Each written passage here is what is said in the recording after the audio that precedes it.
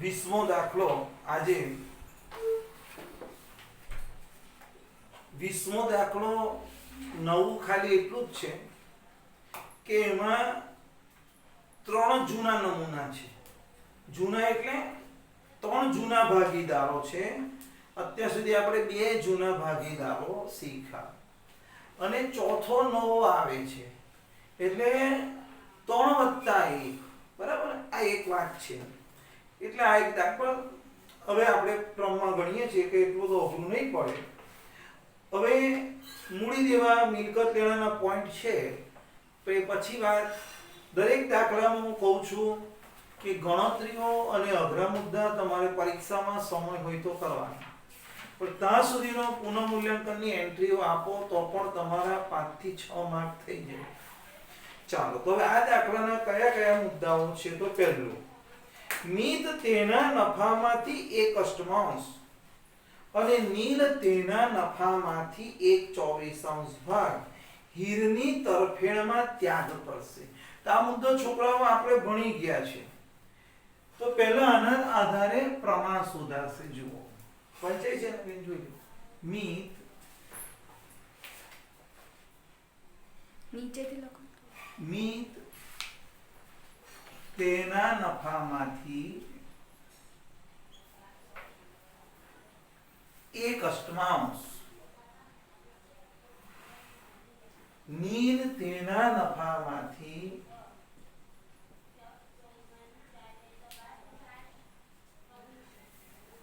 1/24 હીરની. તો છોકરાઓ આગળ પણ મેં કીધેલું છે કે ના ભાગનો શબ્દ આવે, ના ભાગનો તો ગુણાકાર કરવાનો, પણ માથી શબ્દ છે ને, આ માથી એટલે સીધો ત્યાગ જ કહેવાય. આને પણ ત્યાગ કહેવાય, આને પણ ત્યાગ કહેવાય. અને બે ત્યાગનો સરવાળો એટલે નવા ભાગીદારનો ભાગ. તો નવો ભાગીદાર કોણ છે? તો હીરનો નફો બરાબર મિતનો ત્યાગ વત્તા નીલનો ત્યાગ. 1/8 વત્તા 1/24.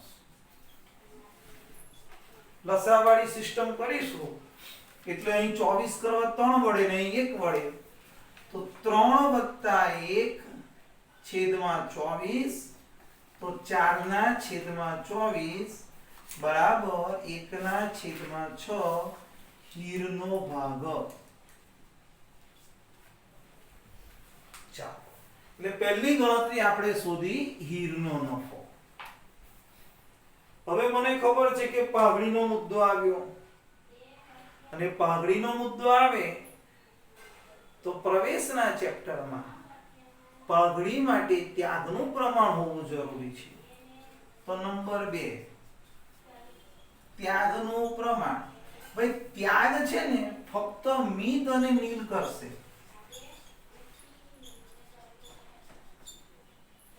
આ જે શોધ્યું છે ને એમાં વત્તા કાઢી નાખો તમે અને જેમ લખી દો એટલે ત્યાગનું પ્રમાણ આવી જાય. અહીં 3, અહીં 1, તો 3/1. બરાબર. ચાલો, એટલે 2 નંબરનો મુદ્દો છોકરાઓ પૂરો થયો. હવે 3 નંબરનો મુદ્દો, રોકાણોની બજાર કિંમત 52,000 છે જે ચાલુ દાખલામાં કરાવીશ. પછી કારીગર અકસ્માતનો પોઈન્ટ પણ આગળ કરાવેલો છે, પછી એ લઉં છું. 7મો મુદ્દો જુઓ, હીરની મૂડીને પાયા તરીકે ગણી. હવે ત્યાં છે ને તમે ચોપડી હોય ને, ચોપડી એમાં નીચે લીટી દોરો, મૂડીને પાયા તરીકે દોરી, લીટી દોરી. પછી એની નીચે હીરની મૂડી કેટલી છે? તો ભાઈ હીરની મૂડી 50,000, તો 50,000 લખી દો. અન્ય ભાગીદારો નવા નમૂના પ્રમાણમાં, આ નવા નમૂના પ્રમાણ જો ફરીથી 7 નંબરનો હવાલો, એમાં નવા નમૂના પ્રમાણમાં લીટી દોરો. 7 નંબરનો હવાલો. હવે એ નીચે નવા નમૂના પ્રમાણની નીચે લીટી દોરીને ક્વેશ્ચન માર્ક કરો. તો આ દાખલામાં આપણે નવું પ્રમાણ પણ છોકરાઓ શોધવું પડશે. કેમ કે મૂડી શોધવાની છે. તો ચાલો આ ક્લિયર.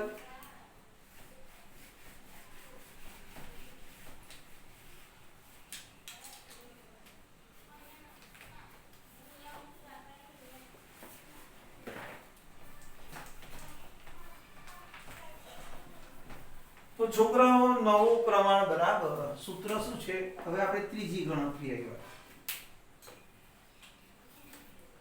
નવું પ્રમાણ બરાબર જૂનો ભાગ માઈનસ ત્યાગ. હવે પહેલા મિત લઈએ. તો મિતનો નવું પ્રમાણ બરાબર એનો જૂનો ભાગ કેટલો મિતનો? તે 3/6 માઈનસ એનો ત્યાગ કેટલો? તો કે 1/8 બરાબર. હવે લસા આવડે છે કે ના સાહેબ? કાકુ ને આવડે તો રેવા દેવાનું. અહીંયા 8 લખી દો, અહીંયા 6 લખી દો, વાત પૂરી થઈ ગઈ. તો 8 તારી 24, 6 એકા 6 ને 6 અઠા 48. તો જવાબ આવે 18/48. બરાબર છે. એ જ રાખો. પછી આપણે જોઈશું પ્રમાણ નાનું છેલ્લે કરીશું. મિત પછી જીત આવ્યો. જીતનો નવું પ્રમાણ 2/6. એને તો કોઈ ત્યાગ જ નથી કર્યો લા ભાઈ. જીત તો ના કહે કે મારો કોઈ સેટિંગ નહીં હીરાતે, એટલે તો રૂપિયા અપાય ના કહે છે, એટલે એનું 2/6 જ રાખવાનું. ચાલો હવે ત્રીજાને બોલાવો. ત્રીજો આવ્યો નીલ. તો નીલનો નવું પ્રમાણ બરાબર 1/6 માઈનસ 1/24. તો અહીં છોકરાઓ 24 લસા મોટો ખ્યાલ આવી જાય કે નહીં? તો અહીંયા પાછા 24 ના લખતા હોય, ગુણાકાર લાંબો થઈ જાય, એટલે અહીંયા 24 તો અહીંયા 1. તો 4 - 1 છેદમાં 24 3/24. પણ હવે છોકરો નવું આવે ને નવું, તો નવામાં 4 નમૂના થવાના. કયા કયા? મિત, જીત, નીલ અને હીરનો નફો. હવે એનો તો જૂનો છે જ નહીં, નવો કશું, એટલે એનો નફો આપણે શોધ્યો છે. આપણે કેટલો આવતો હતો ભાઈ ગણતરીમાં છોકરી? હીરનો નફો લા. તો આપણે હીરોનો નફો 4/24 કરેલો છે અને 1/6 કર્યો છે. ગમે તે કરો, આમ રાખો તોય ચાલશે. બરાબર છે. 4/24 એટલે 1/6. ચાલો હવે શું કરવું પડે જુઓ છોકરીઓ. બધાના છેદ અલગ અલગ આવ્યા. જો 18/48 જેમ 2/6 જેમ 3/24 જેમ 1/6. તો હવે શું કરું ભાઈ? તો 48 મોટા છે ને, તો જો 1 અહીંયા 8 વડે ગુણું, 6 અઠા 48, 24 દુ 48 અને 6 અઠા 48. બોર્ડ પર વંચાય છે ને? હવે છોકરીઓ 18 જેમ 8 દુ 16 જેમ 3 દુ 6 જેમ 8 એકા 8. 18 જેમ 16 જેમ 6 જેમ 8. તો બેનો ઘડિયો આવડે તો તમને ખ્યાલ આવી જાય કે બધાને 2 વડે ભગાય. હવે નાનું કરો. 9 8 3 4. તો નવું પ્રમાણ આવે 9 જેમ 8 જેમ 3 જેમ 4. હવે અહીંયા છોકરાઓ તમે 4/24 લખી રાખ્યો હોય તોય ચાલે. છેલ્લે તમારા બધામાં છેદ અલગ અલગ છે એટલે કરવા પડે. બરાબર છે. તો ફરીથી જોઈ લો કે સર આગલા બધા દાખલાઓમાં આપણે નવું પ્રમાણ નથી શોધ્યું, નવાનો ભાગ શોધી નાખ્યો. નવાનો ભાગ શોધીએ, પછી પેલો ત્યાગનું પ્રમાણ શોધીએ અને પછી પાઘડીના પોઈન્ટ સોલ્વ કરીએ. પણ આ દાખલામાં નવાનો ભાગ શોધ્યો, ત્યાગનું પ્રમાણ શોધ્યું ને નવું કેમ શોધવું પડ્યું? તો હવાલા નંબર 7 ની અંદર કીધું છે કે નવા નમૂના પ્રમાણમાં મૂડી લાવશે. તો છોકરાઓ આ નવું નમૂનું પ્રમાણ શોધવા માટે મારે આ ગણતરી કરવી પડી. ફરી સમજાવી દો. નવું પ્રમાણ બરાબર જૂનો ભાગ માઈનસ થાય. આમાં કોઈ પ્રશ્ન નથી. 48 દશાંશ કરી દેવાનો. 6 અને 8 બધું ટાઈમ બગાડવાની કોઈ જરૂર નથી. હવે જીતમાં છે ને એ ત્યાગ નથી કરતો. જીત ત્યાગ કરતો નથી એટલે ના લખો તો પણ ચાલે. 0 ડાયરેક્ટ 2/6. નીલનું નવું પ્રમાણ 3/24. આ એક, આ બીજો, આ ત્રીજો અને આ ચોથો. પણ સારું નવું એક જ પેઢીમાં બેસવાના ભાગીદાર છે બધા ઊંચા નીચા છે. કેમ ભાઈ? એકમાં 18/48, એકમાં 6, એકમાં 24, 6. તો બધાનો છેદ સરખો કરવો હોય તો મોટો આંકડો 48 છે. દરેકના છેદમાં 48 કરવા 6 ને 8 વડે, 24 ને 2 વડે, 6 ને 8 વડે. તો આ રીતે તમારું નવું પ્રમાણ પણ આવી. હવે આગળ પાઘડીનો મુદ્દો કરાવી દો એટલે તમારી ગણતરી છોકરાઓ બધી પૂરી થાય. પાઘડીમાં પેઢીની પાઘડીનું મૂલ્યાંકન 60,000.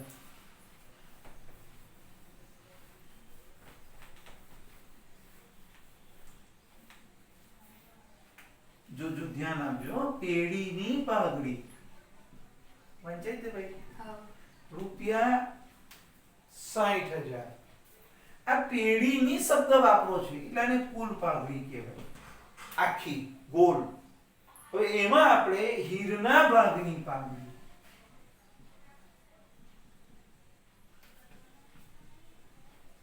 ₹60,000 ગુણ્યા 1/4, સોરી 1/6, બરાબર ને?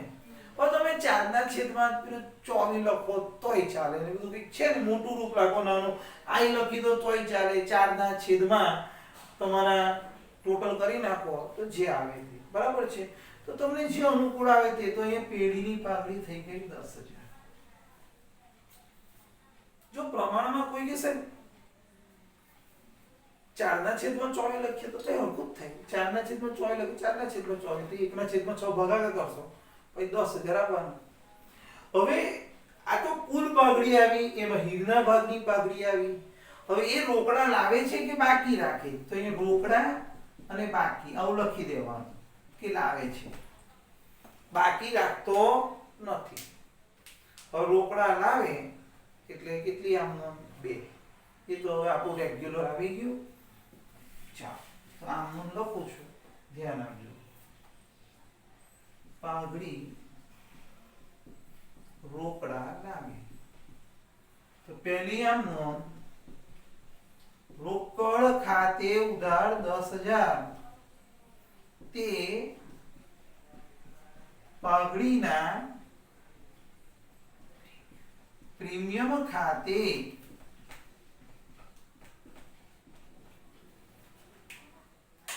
અને બીજી આમ નોંધ થાય પાઘડીની વેચણી. તો શું આમ નોંધ થાય? પાઘડીના પ્રીમિયમ ખાતે ઉધાર. હવે સાંભળજો છોકરા બહુ ધ્યાનથી. તે નીતના મૂડી ખાતે, હું આખું નથી લખતો, તે જીતના મૂડી ખાતે, તે નીલના મૂડી ખાતે. આ બધા કોણ? જૂના. આ બધા કોણ? કે જૂના. પણ છોકરાઓ આ બધા જૂના ખરા, પણ પાઘડી વેચાય હંમેશા ત્યાગના પ્રમાણમાં. અને ત્યાગનું પ્રમાણ ફક્ત મિત અને નીલનું જ છે. ત્યાગનું પ્રમાણ ફક્ત કોનું છે? મિત અને નીલનું છે. કેટલું આવ્યું ભાઈ ત્યાગનું પ્રમાણ છોકરી? આપણે 3/1 હા બરાબર ને હા 3/1 ચાલો તો અહીંયા છોકરીઓ આ 10,000 તો આ છે ને પહેલા આનો પર ચોકડી મારી દો કે જીત તો ભાઈ ત્યાં જ કરતો જ નથી એટલે એને આપવાની નથી તો હવે 3/1 એટલે 7500 અને 2500 બસ તો આ તમારા મુદ્દાઓ અહીંયા પૂરા થયા હવે આપણે આપણી રીતે દાખલો ગણીશું તો એ જ છોકરાઓ હવે આ દાખલાનો પાર્ટ 2 આગળનો પાર્ટ સમજાવતા એવરેજ 16 મિનિટ થઈ મને છોકરાઓ એટલે હવે ન સમજ પડે બને ત્યાં સુધી હું માનતો નથી છતાં તકલીફ રહી તો એને પાછું તમે રિપીટ કરી શકો બહુ સરસ આ ટેકનોલોજી છે હવે આ દાખલામાં જુઓ પહેલું પુનઃમૂલ્યાંકન ખાતું બનાવ્યું છે હવે એ છે ને ભાગીદારોના મૂડી ખાતા હું એ ખાસ હવે આમાં સેટ જુદું કરવું પડ્યું આ જૂના એટલા માટે કે ચોથો ભાગીદારો બનાવજો અને તમે પણ જો નોટમાં બનાવશો તો બહુ જગ્યા નાની પડશે છોકરાઓ એટલે નવા ભાગીદારનું મૂડી ખાતું નીચે બનાવ્યું ને આને એમાં કોઈ એન્ટ્રી આવતી નથી એટલે આ બધા કેવા છે જૂના આ બધું લખ્યા પૂછ મગજની બીમારી જ નહીં તો કેમ ભાઈ આજે આ દાખલામાં આપણે 3+1 છે કુટુંબ મોટું છે હા તો મીત જીત અને નીલ જૂના નીચે હીર નવો છૂટો પાડી દો બરાબર રોકડ અને બેંક ખાતું અને પાકું સરવૈયું ચાલો પહેલું મૂડી ખાતામાં બાકી આગળ લાવ્યા 1,75,000 અને 25,000 સોરી 50,000 હવે છોકરાઓ સામાન્ય અનામત આપણને ખબર છે ભાગીદારોને વેચી દેવાનું તો અહીં સામાન્ય અનામત જૂનું પ્રમાણ 3/2/1 એટલે 6,000 4,000 અને 2,000 હવે રોકાણ અનામત હવાલો છે રોકાણ અનામત પહેલા તો અહીંયા હું લખું છું જુઓ પણ હંમેશા આગળ પણ કીધેલું છે કે રોકાણોમાં ખોટ જાય તો આમાંથી માઈનસ થાય તો રોકાણોની કિંમત જુઓ સામે 60,000 છે જુઓ અને મકાનની યંત્રો પછી રોકાણ છે એટલે એવરેજ 4 એક લીટી છોડીને અહીંયા લખી દઉં છું જુઓ મિલકત લેણામાં 60,000 રોકાણો લખ્યા પહેલા હવે રોકાણોની કિંમત 52,000 છે કેટલી છે 52 12 લખાય તો માઈનસ ઘટાડો થયો 8,000 તો રોકાણોની કિંમત ઘટે ને એ નુકસાન કહેવાય અને જનરલી નુકસાન થાય ને મિલકતમાં નુકસાન થાય તો પુનઃમૂલ્યાંકનમાં ઉધાર આવે પણ આનું જબરું સેટિંગ આનું જો નુકસાન થાય તો આની સ્પેશિયલ જગ્યાએ એન્ટ્રી થાય રોકાણમાં નુકસાન થાય તો કોમાં રોકાણ અનામત હા તમારી પાસે રોકાણ અનામત જ ના હોય તો પછી સરકારી ખાતું પુનઃમૂલ્યાંકન ફરી બોલું છું રોકાણોમાં ફાયદો થાય તો પ્લસ જ જમા પણ નુકસાન થાય ને ધરની વાત કે નુકસાન થાય તો પહેલો ચાન્સ શેમાં જાય રોકાણ અનામતમાં તો જો તમારી પાસે અનામતનો નફો 20,000 પડ્યો છે એમાંથી 8,000 નુકસાન ગયું તો રહ્યા કેટલા 12 તો ભાગીદારોને વેચી દો 6,000 4,000 2,000 બોલો હવે આમાં કોઈને તકલીફ ખરી ભાઈ તો રોકાણોમાં ઘટાડો રોકાણ વધઘટ અનામત ના હોત તો પુનઃમૂલ્યાંકનમાં નાખી દે ચાલો આગળ અને યાદ હોય તો ફરી પાછો સમજાવી દો નુકસાન વધારે હોત તો માઈનસ આવે ને માઈનસ આવતે તો પુનઃમૂલ્યાંકનમાં ઉધાર લખવો પડે માઈનસ આવે 25,000 નુકસાન જતે તો 5,000 માઈનસ આવે માઈનસ અહીંયા ન વેચે નફો 20 નુકસાન 25 તો 5 નુકસાન ઉપર આગળ હવે કારીગર વળતર અનામત. હવે આ કારીગર વળતર અનામત છોકરાઓ કેટલું છે તો કે ભાઈ 15000 છે સાહેબ. આ 15 અહીંયા લખ્યા. હવે હવાલો વાંચો. કારીગર વળતરનો 18000 નો દાવો મંજૂર કર્યો. જો આવ્યો આ 15 અને દાવો કેટલો 18. એટલે અહીં કોઈને ના મળે. એ લોકો કે ચાલ બહાર બેસી જા ભાઈ. નફો 15 પડેલો છે. આ ભાઈને એક્સિડન્ટ થયો ને ટપકો નીચે વાગ્યું વધારે 18000 આપવાના થયા. તો 3000 આપણા માઈનસ આવે છે. આ 3000 માઈનસ આવે છે. તે માઈનસ આવે ને એટલે અહીંયા લઈ લેવાનું. કારીગર વળતર દાવો 3000. હવે બે અસર આપવી પડે એટલે અહીં દાવો એટલે દેવું. કારીગર વળતરનો દાવો. અકસ્માત કો કે વળતર કો એક જ 18000. ફરી એકવાર સમજાવી દઉં. કારીગર અકસ્માત થાય તો એને આપવા માટે આપણે રૂપિયા સાચવીને મૂકેલા જંતાળેલા 15000. પણ એક્સિડન્ટ થયું અને પેલાને 18000 આપવાના થયા. તો નફો 15 આપવાના થયા 18. તો 3000 તો વધારાની ઉઠી માથે પડ્યા વધારાના એ ઉપર જતા રહેશે. ખ્યાલ આવ્યો? ઓછા જવાબ પ્લસમાં આવતે તો ભાગીદારને વેચી દે. બસ આ મુદ્દા આટલા પૂરા થયા. વ્યવસ્થિત વંચે એ રીતે મેં બધું લખ્યું છે. હવે છોકરાઓ કારીગર નફા ભાગ ભંડોળ, કારીગર બચત ખાતા, આ ધ્યાન રાખજો. આ શબ્દ સરખા છે પણ નફા ભાગ ભંડોળ શબ્દ આવે તો ત્રીજા કે ચોથા ચેપ્ટરમાં આવેલું ને મેં સમજાવેલું. આપણા બાપનો કે પેઢીનો નફો નથી. નફો છે પણ કોનો? કારીગરનો. એટલે તો દેવું કહેવાય. કારીગર આ રીતે યાદ રાખો તો યાદ રહી જાય. નફા ભાગ ભંડોળ. નફો કોનો? કારીગરનો. આપણો નહીં. એટલે દેવું.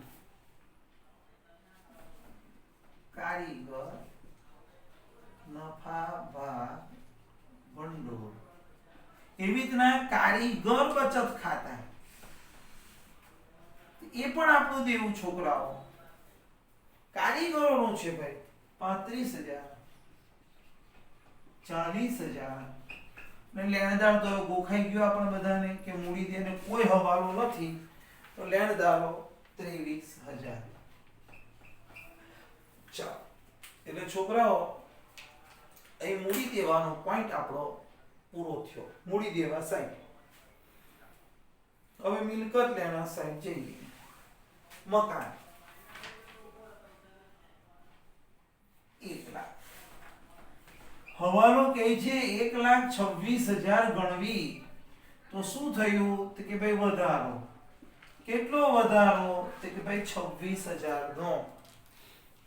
અને ભાઈ મિલકત વધી, ફાયદો થયો. ફાયદો જમા બાજુ. મકાન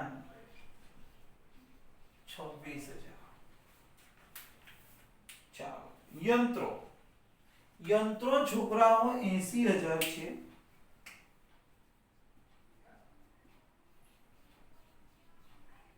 કિંમત 60,000 ગણવી તો યંત્રોમાં શું થયું તે કે ભાઈ ઘટાડો થયો. કેટલો? 20,000. હવે યંત્રોની કિંમત ઘટે એટલે મિલકત ઘટી, નુકસાન થયું.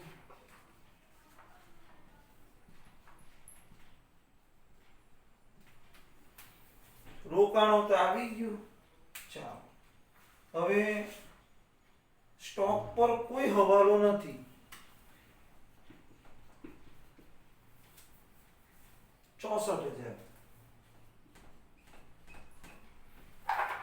અને રોકડ ઓબ્લિક બેંક. રોકડ ગણો, બેંક ગણો. બાકી આગળ લાવ્યા. બોલો આટલું ક્લિયર? હવે આમાં કોઈને તકલીફ નહીં. ચાલો પહેલો મુદ્દો પૂરો. હવે હા વાત જો કહી દો છોકરાઓ. પરીક્ષામાં હવે આવા દાખલો પૂછાય, આ બધાના કે મગજ સરખા ના હોય, કેટલાકને બધા મોંઘી પણ પડી હોય, કેટલાકને સસ્તી પડી હોય. હા, એટલે જેવી જેવી મગજની સ્થિતિ, તો આટલું પણ કરો ને તમારા 6 માર્ક થઈ જાય. 4 ટીકે 1 માર્ક આવે, 4 ટીકે દેવાદાર બાકી છે. 4 ટીકે 1 માર્ક આવે તો તમારા 6 માર્ક થઈ જાય. એક એન્ટ્રી કંઈક રહી જાય છે, છોકરી કે દેવાદાર, ને દેવાદાર પર પણ કોઈ હવાલો નથી, બેઠું લખી દેજો. તો છોકરાઓ આ 4 ટીકે 1 માર્ક કેટલી? 1 2 3 4 5 6 7 8 9 10 11 12 13 14 15 16 17 18 19 20 21 22 એન્ટ્રી થઈ. એટલે 20 ગણો ને તો 4 ટીકે 5 તો આમ જ આવી જાય. હવે છોકરાઓ પહેલો હવાલો એટલે તમે શું આટલું કરી નાખવાનું, પછી જે મેં પહેલા જે ગણતરી હું કરાવી દઉં એ તમે પરીક્ષામાં છેલ્લે કરવાની. આમાં શું થાય કે એ ગણતરી તમે પહેલા ગણવા જાઓ, કંઈક ભૂલી જાઓ તો માઇન્ડ અપસેટ થઈ જાય, તમે ગભરાઈ જાઓ અને આવડતું પણ ભૂલી જાઓ. આ તો વિડીયો બનાવવાના હોય એટલે પહેલા એ ગણતરી કરી દઈએ તો પછી અહીંયા મારે લખવાનું રહે, કારણ કે આ પૂછવાનું તો બધું ડિસ્ટર્બ થઈ જાય. એટલે તમારે હવે પેલી ગણતરી કરવાની પરીક્ષામાં ગણો ત્યારે. અને જેને કોન્ફિડન્સ થઈ જાય કે આ દાખલો તમે ગણેલો જ છે ને યાદ છે જ મને, તો ગણી નાખવાનું. બરાબર? તો હવે જુઓ, તો હવે તમારે પહેલો હવાલો તો આમે કામ નથી, બીજો હવાલો ગણવા માટે ફરજિયાત ત્યાગનું પ્રમાણ શોધવું પડે, એટલે બધી ગણતરી કરવી જ પડે. ચાલો, એ પછી લઈ લો. પેલા 3 નંબર પતી ગયું, 4 નંબર સાદો પોઈન્ટ પતી ગયો, 5 નંબરનો સાદો પોઈન્ટ પતી ગયો. હવે છઠ્ઠો. હવે હું તો કહું મને તો તું ભૂલી ગયો, ગભરાઈ ગયો પરીક્ષામાં, ને કશું યાદ ના આવે, ત્યાગનું પ્રમાણ યાદ ના આવ્યું, પાઘડી પણ મને નથી યાદ આવતી, કશું નહીં કરવાનું. આ એક પોઈન્ટને પણ બેઠો માર્ક મળી જાય. કયા પોઈન્ટનો? મૂડી તરીકે 50,000 રોકડા લાવ્યો તો આ પ્રવેશનું ચેપ્ટર હોય એટલે ભાગીદાર રોકડા લાવવાનો જ. આમનું પણ કરીને બીજું કદાચ કોઈ દાખલો એવો પણ આવે કે પાઘડીના આટલા રોકડા લાવ્યો, તો એ પણ એન્ટ્રી મારી દેવાની. પછી ભલે તમે ત્યાગનું ના શોધ્યો હોય, ના વેચાય તો કઈ નહીં. ખ્યાલ આવ્યો? 6 માર્ક તો આવે ને આવે. તો આ મુદ્દો લઈ લઉં છું. પાઘડીના રોકડા લાવ્યો, આ 50,000. કોણ લાવ્યું? હીર. તો કે ભાઈ હીર. તો હીરના મૂડી ખાતે, અને હીરના મૂડી ખાતામાં જમા બાજુ ઉધાર બાજુ રોકડ ખાતે 50,000. બોલો ક્લિયર? તો તમારો પતી ગયું. હવે પાઘડીની ગણતરી કરાવું છું, પણ એક આ હું ભૂસી નાખું છું. આમાં હવે આની કોઈ એન્ટ્રી આવતી નથી, એટલે બાકી આગળ લઈ ગયા છેલ્લે હું કરાવીશ. હમણાં અહીંયા હું જવા દઉં છું આને. ચાલો, હવે પાઘડીની પહેલી આમ નોંધ. પાઘડી રોકડ / બેંક ખાતે ઉધાર 10,000. તો અહીંયા 10,000 અહીંયા લખી દઉં. કોનું નામ લખું? તો કે પાઘડીના પ્રીમિયમ ખાતે.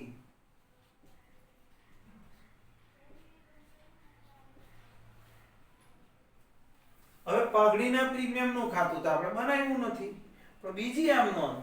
પાઘડીના પ્રીમિયમ ખાતે ઉધાર તે મિતના મૂડી ખાતે, એટલે અહીં પાઘડીનું પ્રીમિયમ આવી ગયું. અહીં 7500. યાદ હોય તો આગળ ચર્ચા કરી કે આ જીત 1 રૂપિયો આપતો નથી, કે મારે હીર hatte કોઈ નિસ્બત નહીં, આ બે જણ ભોગ આપે છે, એટલે આ બેને જ પાઘડી મળે. 7500 અને 2500. બરાબર છે? તો આ પાઘડીનો મુદ્દો પણ છોકરાઓ પૂરો થઈ ગયો. ચાલો, હવે આ એક 7મો હવાલો છે, છેલ્લે કરાવીશ, એકદમ છેલ્લે. ચાલો, હવે આનો નફો શોધી નાખીએ. તો જુઓ, નફો 26,000, 23,000, 3,000 નફો આવવો જોઈએ. આવે છે ભાઈ 3,000 નફો? તો નફો હું આ 3 ભાગીદારને વેચું. અહીં તો જૂનું જ આવે, મિત, જીત અને નીલ. 1500, 1000 અને 500. આ નફો અહીંયા લખી દો. નફો 1500, 1000 અને 500. બસ આટલું લખી દો પહેલા. હવે પહેલો હવાલો પૂરો, બીજો પૂરો, ત્રીજો પૂરો, બધા જ પૂરા. હવે આ એક નવો મુદ્દો છે, આ જવા દઉં છું. હવે હીરની મૂડીને પાયા તરીકે ગણી અન્ય ભાગીદારો તેમની મૂડી નવા નમૂના પ્રમાણમાં રાખશે અને જરૂરી અસર રોકડમાં આપવી એટલે શું? ફરીથી હીરની મૂડી પાયા તરીકે વંચાઈ જાય? હીરની મૂડી પાયા તરીકે. હવે હીરની મૂડી કેટલી? એ 50,000. પાયો એટલે શું? કે પાયો એટલે એનો ભાગ કેટલો? બે હીરનો ભાગ લાચો બે ચોપડી. હા, ચોપડ પર લખેલું તારો ચોપડો 9 જેમ 8 જેમ 3 ના, બે. જેમ 9 જેમ 8 જેમ 3 જેમ 4. તો છોકરાઓ અહીંયા આપણે હીરની મૂડી 50,000 પાયા તરીકે, એટલે કે હીરનો ભાગ કેટલો? 4. એટલે આમાં જે પેલી આઈ ભાગીદાર થઈ ગઈ ને, જૂની થઈ ગઈ એટલે એના પગ ફૂટે, એવું કે ને પાંખ આવી. એ બેને પછી કીધું કે જો લે હું 50,000 લાવ્યો તો તમારા પણ જેવો નફો તમારો છે એ પ્રમાણે તમારી મૂડી હોવી જોઈએ. મને જો નફામાં 4 ભાગ મળવાના હોય તો મારી મૂડી 50 થઈ તો તારે તો 9 ભાગ મળવાના, તો તારી મૂડી કેટલી હોવી જોઈએ? ચાલ હોત તે હોદવી પડે. તો આને હવે પાયા તરીકે ગણવી એટલે શું? આ મૂડી પાયા તરીકે. જો આ મૂડી 50,000, પાયો એટલે 4 ભાગે. કયા 4 ભાગે? 9 જેમ 8 જેમ 6, 3 જેમ 4 3 જેમ 4. તો છોકરીઓ અને છોકરાઓ આ 4 ભાગ્યા આના 50,000 છે. તો હવે આપણે છે ને પદ મૂકવું પડે. મિતની મૂડી શોધવાની. તો મિતની મૂડી કેવી રીતના શોધાય? તો 4 ભાગ્યે 50,000 રૂપિયા. તો 9 ભાગે કેટલા? તો 9 ગુણ્યા 50,000 છેદમાં 4. બોલો કેટલી મૂડી આવશે? 8,500 ના ના ના ના. 9 ગુણ્યા 50,000 1,12,500 બરાબર છે?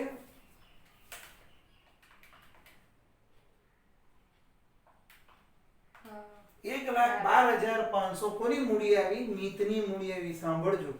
હવે દર વખતે હું પદ ના મૂકવા હોય ને તો આ દરેકના છેદમાં 4 આવવાના, એટલે ગુણ્યા 8 કરી દો, ગુણ્યા 3 કરી દો તો પણ ચાલે. હવે આ મિતની મૂડી આવી ગઈ. એવી રીતના હવે કોની શોધવાની? જીતની મૂડી. તો આવું જ પદ વારે ઘડીએ નહીં મૂકવાનું. પછી આવું પદ પછી છેલ્લે હું તમને બતાવું ટૂંકમાં કેવી રીતે કહું. હમણાં ખાલી શીખવું છું. જુઓ પાછું પદ આવે 4 ભાગે 50,000 રૂપિયા.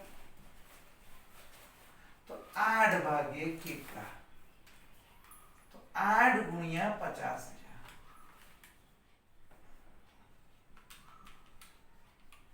છેદમાં 4 એટલે 1 લાખ મૂડી આવશે. જીતની મૂડી કેટલી આવે? 1 લાખ. હવે ત્રીજો ભાગીદાર કોણ આવ્યો? તો કે ભાઈ નીલ. તો નીલને બોલાવો. તો જુઓ અહીંયા જવા દઉં છું.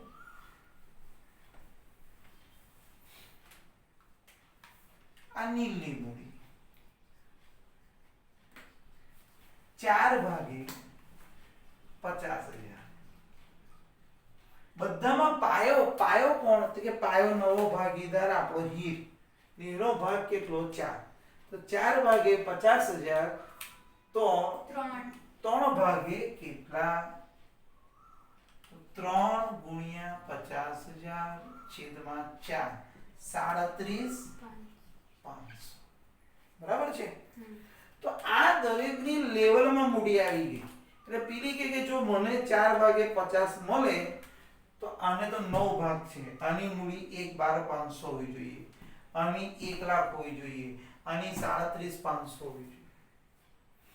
હવે એ છે ને આ મૂડી હોવી જોઈએ એટલે આને કહેવાય આખરની મૂડી. તો અહીંયા લખી દેવાની બાકી આગળ લઈ ગયા 1,12,500 1 લાખ અને 37,500 અહીંયા લખી દેવાનું. દર વખતે આપણે આ શોધતા હતા છોકરાઓ, દર વખતે આ શોધીએ, સરવાળો કરીએ, બાદ કરીએ તો જે વધે બાકી આગળ લઈ ગયા. પણ આ રીતે તમારે આખરની મૂડી શોધી. આ કઈ મૂડી શોધી? આખરની મૂડી. આખરની મૂડી. આખરની મૂડી. આખરની મૂડી એટલે શું? તે બાકી આગળ લઈ ગયા. તો ક્યાં લઈ જવાની? કાકા સરવૈયામાં મૂડી દેવા બાજુ. તો જો અહીંયા લખી દો જો, એટલે એક કામ આપણું પૂરું થઈ જાય. મિતની મૂડી 1,12,500, જીતની મૂડી 1 લાખ, નીલની મૂડી 37,500 અને હીરની મૂડી, હવે એનું તમે ખાતું બંધ કરશો ને એટલે 50,000 તમે જોઈ લેજો, બાકી આગળ લઈ ગયા 50,000 આવશે. તો અહીંયા તમને બિલકુલ વ્યવસ્થિત દેખાય એટલે હવે ભૂસી નાખું મૂડી ખાતા બિલકુલ ક્લિયર દેખાય છે અને વંચાશે. હવે આ પેલું તમને બીજી રીત શીખવી દો. જો હવે આવું ના કરવું હોય ને,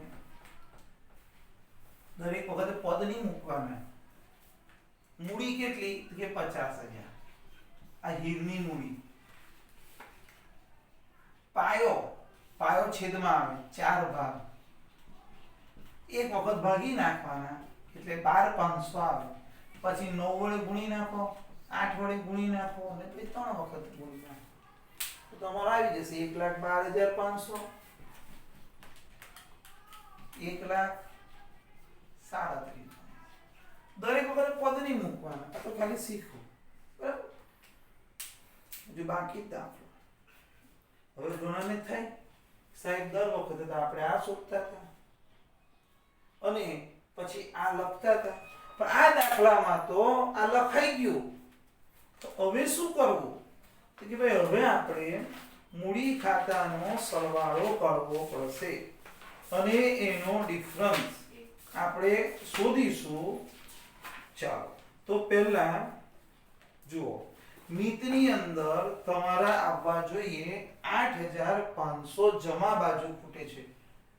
જોઈ લેજો ભાઈ, 8,500 જમા બાજુ ખૂટે છે ના, ઉધાર બાજુ 8,500 ખૂટશે મિતમાં. પછી નીલમાં 19,500 ખૂટશે નીલમાં. 2 મિનિટ ફરીથી. મિતમાં જમા બાજુનો સરવાળો વધારે આવશે. લાવો મને આપણી ચોકડી. તો મિતમાં જમા બાજુનો સરવાળો વંચાય છે ને 1,21,000 આવશે. એમાંથી ઉધાર બાદ કરશો એટલે 8500 ખૂટે, એને કહેવાય રોકડ ખાતે. આ શોધવાનું આવ્યું. બરાબર? આ શોધવાનું. ફરીથી આનો અર્થ એ થયો કે આના ખાતામાં 1,21,000 જમા પડેલા છે ને એને રાખવાના કેટલા? 1,12,500. એટલે પેલો મિત તો ઊભો થઈ ગયો. લે તું તો કહેતો હતો ને કે જેનો નફામાં ભાગ એટલા રૂપિયા રાખવાના, તો મારા તો વધારે પડેલા છે, તો હું તો રૂપિયા વધારે છે તે લઈ જઈશ. એના જમા 1,21 છે. જો આને કહેવાય જમા. રાખવાના કેટલા? 1,12,500. તો લઈ જાય છે એ લેનાર છે માટે ઉધાર થાય છે. અને અહીં રોકડ ઉધાર લખ્યું તો રોકડમાં જમા બાજુ મિતના મૂડી ખાતે. તો જો આ જાય છે, પાછું જાય લખીશ તો મિત જાય છે એવું સમજશે. રૂપિયા જાય તો જમા, મિત લેનાર છે ઉધાર. હવે બાજુવાળાનો સરવાળો કરો ને તો આ બાજુ વધી જાય. ઉધારનો જુઓ, આ જો 75 4 79, બરાબર નથી, આંકડા ઓછા છે. તો આ બાજુ 1 લાખ, આ બાજુ 1 લાખ કરવા હોય ને તો અહીંયા તમારા ખૂટશે 16,000 રૂપિયા. તે લખવાનું રોકડ ખાતે. હવે જમા ક્યારે થાય ખબર છે? મૂડી પેટે રોકડા લાવ્યો. રોકડા લાવે તો રોકડ આવે તો ઉધાર, અને મૂડી ખાતું જમા થાય તો અહીંયા જમા બાજુ લખ્યું જીતની અંદર, જીતમાં જમા લખ્યું તો રોકડમાં ઉધાર બાજુ લખ્યું. જીતના મૂડી ખાતે 16,000. હવે નીલમાં પણ જમા બાજુનો સરવાળો વધી જાય છે 57,000 અને એને રાખવાના છે 37,500. કારણ કે એને તો બિચારા 3 જ ભાગ મળે જ નફામાં. તે કે મારા તો પેલા બહુ રૂપિયા જમા છે લે ભાઈ, તો હું વધારાના રૂપિયા લઈ જાઉં છું. તે લઈ જશે, એ લેનાર છે. લેનાર ઉધાર, રોકડ જાય તો જમા 19,500. કોણ લઈ ગયું? નીલ. નીલના મૂડી ખાતે. તો છોકરાઓ આ રીતે તમારો દાખલો પતી જાય. મૂડી ખાતા બંધ થઈ ગયા, રોકડ ખાતામાં લઈ ગયા. જોઈ લેજો 74,000 આવશે.